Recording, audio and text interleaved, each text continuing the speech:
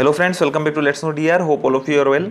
सो friend, जैसे कि आप लोगों को पता है कि हम लोग ज्योग्राफी से 1000 प्लस इंपॉर्टेंट क्वेश्चन का एक सीरीज शुरू किया है एंड आज उसी सीरीज़ का पार्ट 6 है। एंड आज के वीडियो में भी हम लोग ग्लोब, लैटिट्यूड एंड लॉन्गिट्यूड से बहुत सारे इंपॉर्टेंट क्वेश्चन के बारे में जानेंगे। और फ्रेंड्स, पिछले 5 वीडियो में हम लोग बहुत सारे इंपॉर्टेंट क्वेश्चन डिस्कस किया है, आप लोग वो वीडियो ज़रूर देख लेना। तो फ्रेंड्स, अगर आप लोग हमारे साथ अप टू डेट रहना चाहते हो तो हमारा फेसबुक, इंस्टाग्राम एंड टेलीग्राम पे हमको फॉलो कर सकते हो, लिंक हम डिस्क्रिप्शन पे डाल देंगे। एंड फ्रेंड्स, वीडियो शुरू करने से पहले एक छोटा सा रिक्वेस्ट है आप लोगों से, अगर आप हमारे चैनल पर नए हो तो चैनल को सब्सक्राइब करके बेल आइकन दबा दीजिएगा ताकि हम जब भी नया वीडियो डालें तो सबसे पहले नोटिफिकेशन आपको मिले। तो चलिए शुरू करते हैं आज का वीडियो।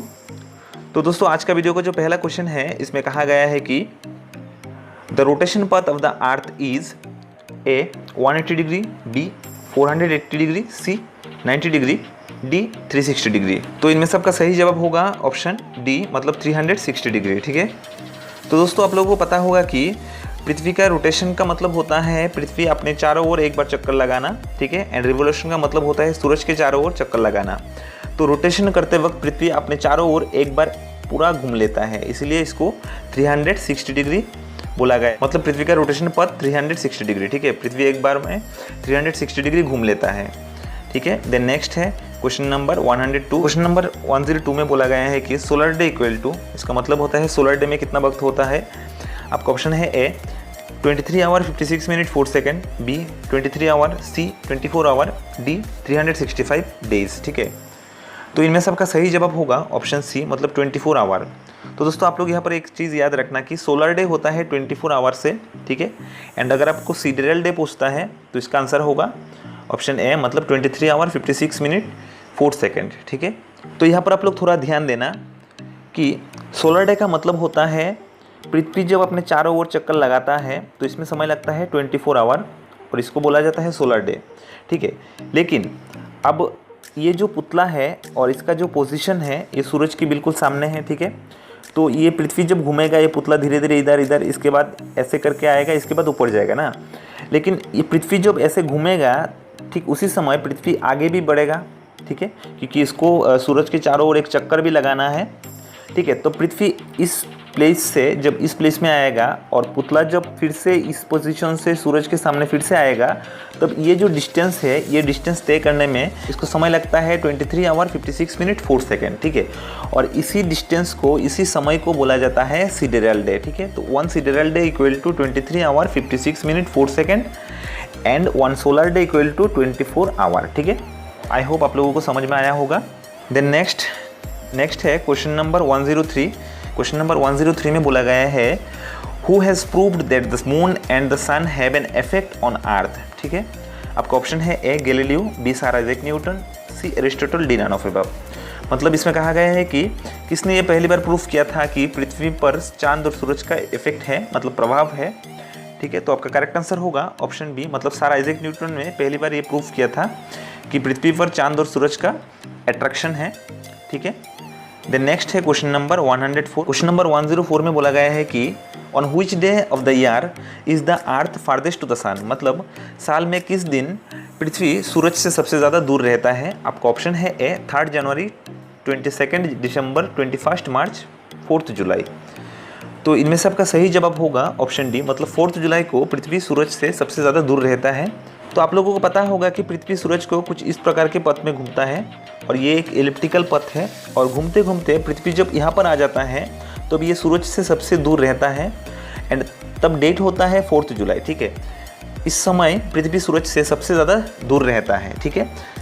देन नेक्स्ट है क्वेश्चन नंबर 105। क्वेश्चन नंबर 105 में बोला गया है कि what is called when the earth is farthest to the sun. मतलब पृथ्वी जब सूरज से सबसे दूर रहते हैं तो उस अवस्थान को हम किस नाम से जानते हैं। आपका ऑप्शन है ए एपिलियन, बी फेरिलियन, सी समर सोलिस्टिस, डी यहाँ पर थोड़ा प्रिंटिंग मिस्टेक हुआ है, यहाँ पर विंटर सोलिस्टिस होगा। ठीक है। तो इसमें से आपका सही जवाब होगा ऑप्शन ए, मतलब एपिलियन। ठीक है। मतलब पृथ्वी और सूरज का जो हाईएस्ट डिस्टेंस है उस डिस्टेंस को हम एपिलियन के नाम से जानते हैं।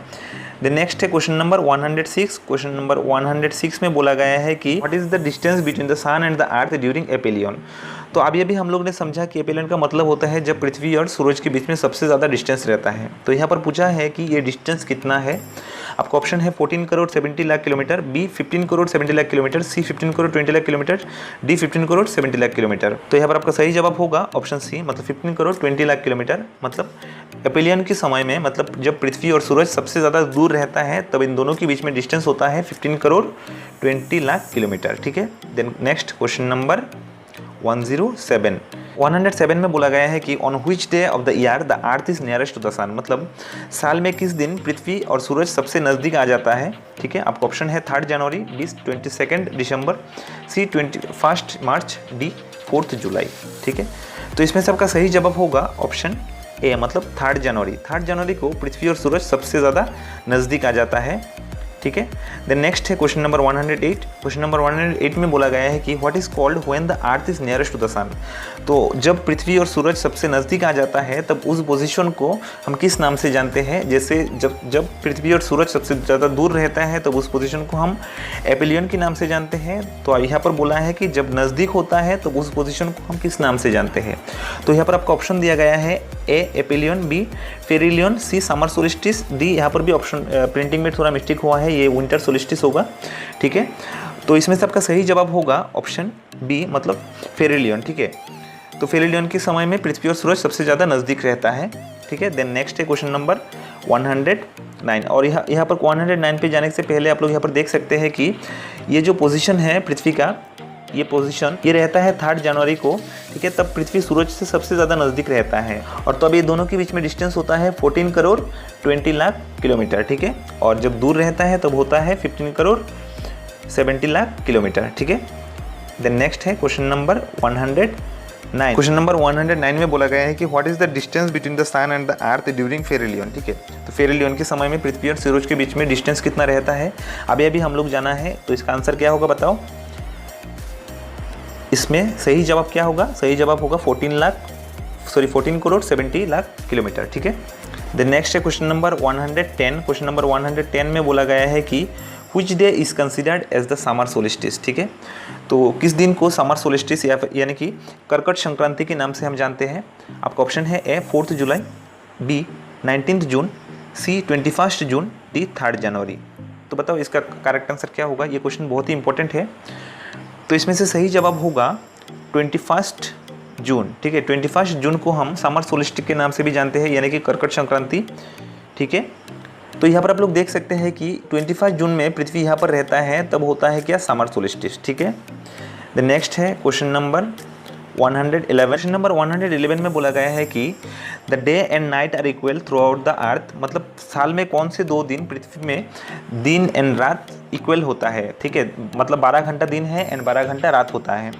यहाँ पर आपको ऑप्शन दिया गया है 21 मार्च, 23 दिसंबर, बी 21 जुलाई, 23 सितंबर, सी 21 मार्च एंड 23 सितंबर, डी 9 फरवरी। तो बताओ इसका करेक्ट आंसर क्या होगा। ये क्वेश्चन भी बहुत इंपॉर्टेंट है।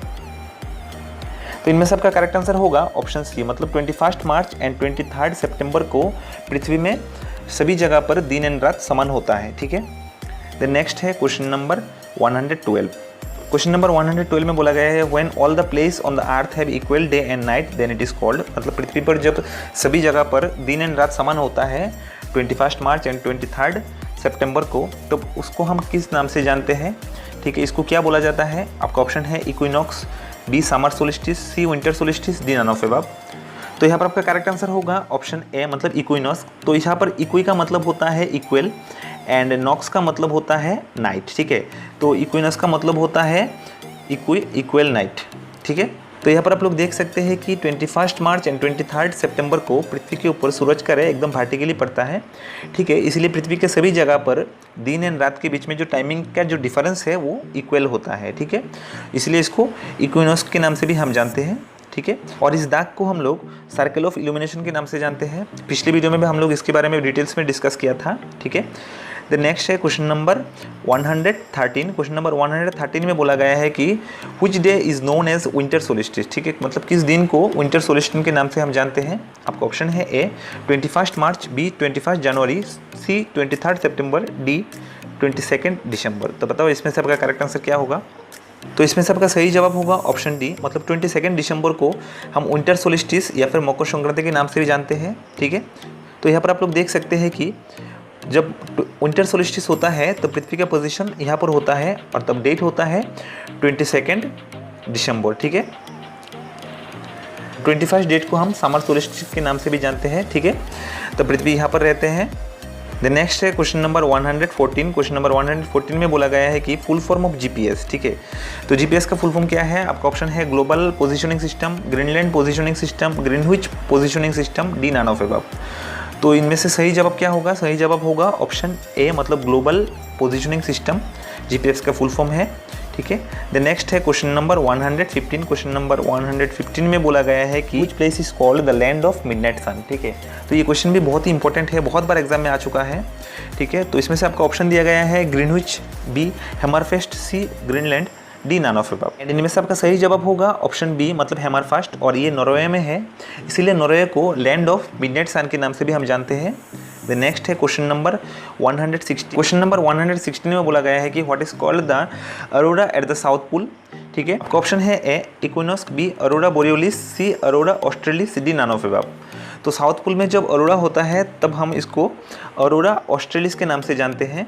ठीक है, तो यहाँ पर आप लोग देख सकते हैं कि अरोरा का मतलब होता है नॉर्दर्न पोल, साउदर्न पोल में कुछ इस प्रकार का ग्रीन लाइट दिखाई देता है आसमान में। ठीक है, तो ये होता है अरोरा। ठीक है, देन नेक्स्ट है क्वेश्चन नंबर 117। क्वेश्चन नंबर 117 में बोला गया है कि what is called the aurora at the north pole. अभी साउथ पोल में अरोरा के बारे में हम लोग जाना है, अभी नॉर्थ पोल में जो अरोरा है इसको हम किस नाम से जानते हैं? यहाँ पर आपका ऑप्शन है ए अरोरा बोरियलिस, बी इक्विनॉक्स। तो यहाँ पर आपका सेम ऑप्शन 2 बार टाइप हो गया है। ठीक है, तो बताओ इन ऑप्शन में से आपका करेक्ट आंसर क्या होगा? इन ऑप्शन में से आपका करेक्ट आंसर होगा ऑप्शन ए, मतलब नॉर्थ पोल में जो अरोरा दिखाई देता है इसको हम अरोरा बोरियलिस के नाम से जानते हैं। ठीक है, तो अब आप लोग इस पिक्चर को अच्छे से देख लीजिए।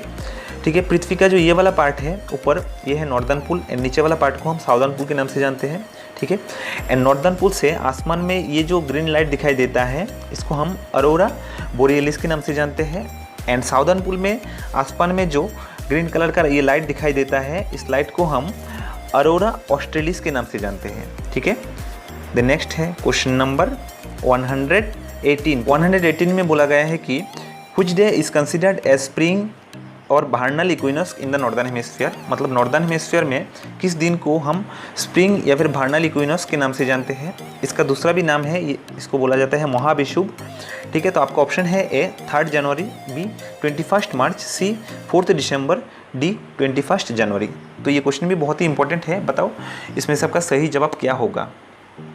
तो इनमें से आपका सही जवाब होगा ऑप्शन बी, मतलब 21 मार्च को हम महाविषुव या फिर स्प्रिंग या फिर vernal equinox के नाम से जानते हैं। ठीक है, द नेक्स्ट है क्वेश्चन नंबर 119। ठीक है, क्वेश्चन नंबर 119 में बोला गया है कि 23 सितंबर in the northern hemisphere is known as, मतलब नॉर्दर्न हेमिस्फीयर में 23 सितंबर को किस नाम से जाना जाता है? आपका ऑप्शन है A vernal equinox, B autumnal equinox, C winter solstice, D aurora australis. तो इसमें से आपका सही जवाब होगा ऑप्शन बी, मतलब नॉर्दर्न हेमिस्फीयर में 23 सितंबर को ऑटमनल इक्विनॉक्स के नाम से हम जानते हैं। ठीक है, इसका दूसरा भी एक नाम है जिसको हम जलोविषुव के नाम से जानते हैं। ठीक है, द नेक्स्ट है क्वेश्चन नंबर 120। तो 120 में बोला गया है कि the longitude extending through the middle of the India is, मतलब इंडिया के ठीक मिडिल पार्ट से जो लॉन्गिट्यूड पास हुआ है इसका वैल्यू कितना है? आपका ऑप्शन है A 82 degree 30 minute east longitude, B 68 degree 30 minute east longitude, C 97 degree 25 minute east longitude. तो बताओ इसका आंसर क्या होगा? ये क्वेश्चन बहुत ही इंपॉर्टेंट है। ठीक है, एंड इनमें से आपका सही जवाब होगा ऑप्शन ए, मतलब 82 degree 30 minute east longitude. And ये लाइन भारत के उत्तर प्रदेश के एक शहर इलाहाबाद के ऊपर से गया है। आप लोग यहाँ पर मैप में देख सकते हैं, ये जो लाइन है ये है 82 degree 30 minute east longitude, and ये भारत के उत्तर प्रदेश की इलाहाबाद के ऊपर से गया है। ठीक है, तो दोस्तों ये रहा आज का वीडियो। आई होप वीडियो आप लोगों को पसंद आया होगा। वीडियो पसंद आया है तो इसको लाइक एंड शेयर कर दीजिएगा अपने दोस्तों के साथ। तो चलिए मिलते हैं नेक्स्ट वीडियो पर, तब तक स्टे हैप्पी, कीप स्माइलिंग।